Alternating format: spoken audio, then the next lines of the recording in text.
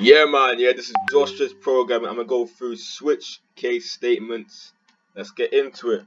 Obviously, do it again. Public class tutorial 8. Alright. Do the usual stuff here. Public static void main string arguments. Alright, let's go. So with the switch case statement, it's similar to the if, where you have a condition and then you have several different choices, which will follow if that condition is true or false or whatever. So we're gonna set a variable. First of all, though, let me actually show out what the syntax looks like for the switch case statement. So you'll begin it with a switch keyword like that.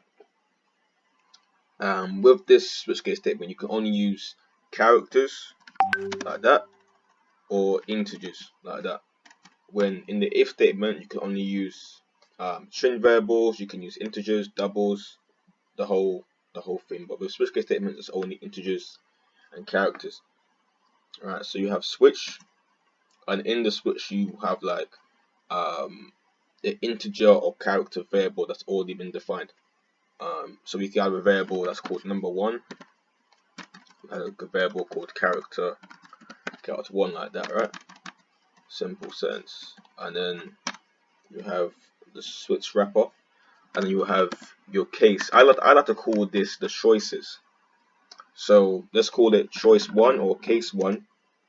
If, for example, the number variable in here is 1, or the character is like something like A, right, for example. If number1 equals 1, then whatever is within this, so let's just write system.out print line. I want to say hello world or something like that. Yeah, something simple like that will output. So if num1 equals 1, then we'll go over here, and if it equals 2, we'll output something else.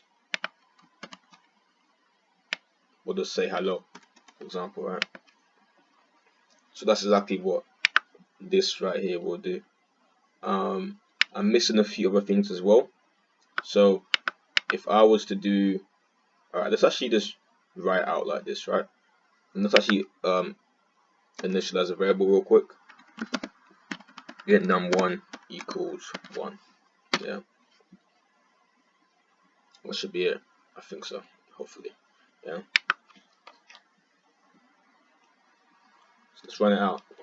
Alright, so there's clearly an error here. So as I was saying before, the choice 1 equals hello world, and choice 2 or case 2 equals hello. Now the variable only equals 1, right? So why is it also trying to print out hello when that's only for the 2? It's because we're forgetting a keyword called break. Now what break does,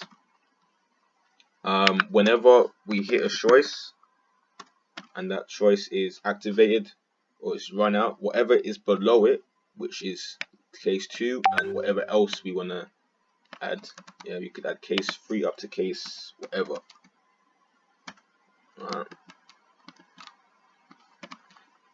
You can add case 3, case 4, so on and so forth, yeah. So whatever happens below will not happen. So if we run it again, all we'll get is hello world. Just like that, yeah. So that's that one. And there's one more keyword that you can use, and it's called default.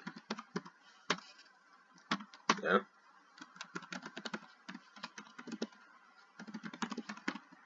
Now for this to work in this example, I'm gonna have to change the variable up top. Right, so if I wanna have a number called 19, right, which is not in any of these choices or cases, right, we'll say number. Let's actually, we'll do number plus num1. Which it doesn't work.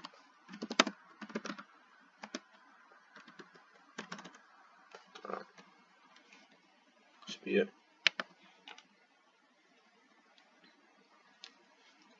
Forgot to space it out. Concatenation, yeah. So that's what the default does. Essentially, what it does is if none of the cases above are initialized or run through, whatever's in the default will just happen by default. Yeah, essentially. So let's write a little program now. We're gonna follow the same syntax, but instead of having integers already provided, we're gonna use the scanner. So we're gonna have the user input information. Import java.util.scanner. Alright, let's make scanner user inputs equals new system.in.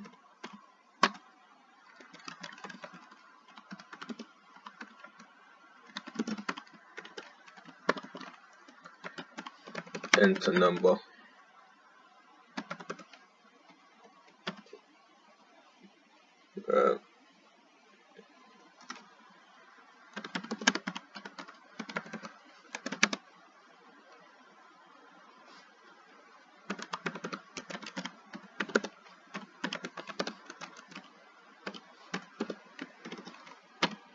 Okay, now let's switch this.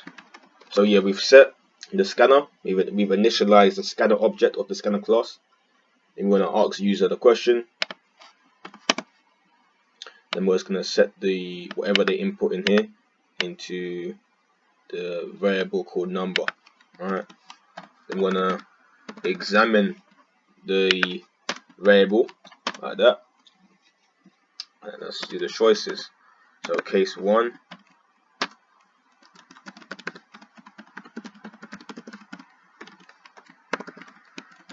You entered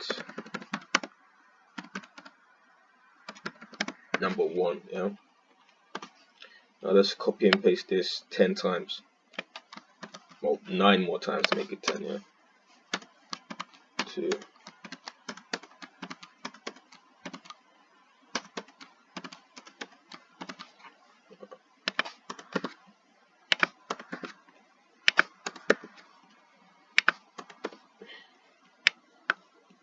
5, 6, and 7. Put 3 more there. 1, 2. Alright.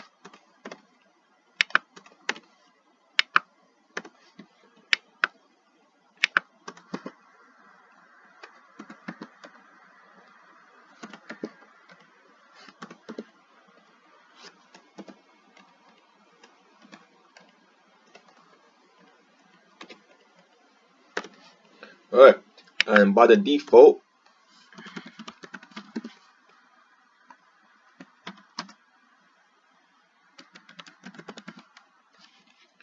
if the user enters a number that is too bigger than 0 from 1 to 10, we'll just output what we did before, which is the number that you entered was not available, right?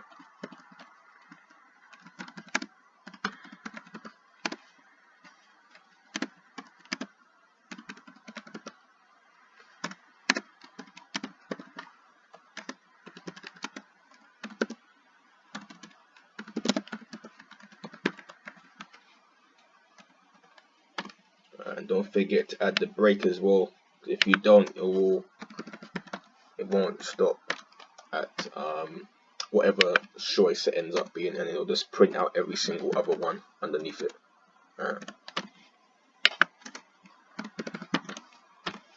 Let's copy and paste this. This is long, man.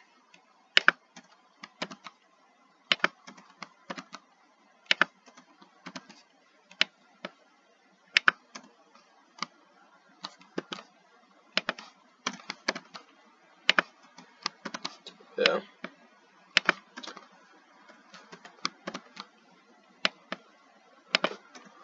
Whoa, just like that. So that should work. Let's enter number 14. Right, we should get the error, or we should get the default for this one. Number 14 was not processed. Let's go again. Let's enter 4. We just get the number is 4, something like that. You entered number 4. Yeah. So that's literally it, man. That is a switch case statement, right? All you gotta do is just redo it in your own spare time and keep on practicing, fam. I'm gonna go through the for loop next episode. That's gonna be episode 9, for loops. Other than that, like, subscribe, share it out, keep on programming, and that's it, bro.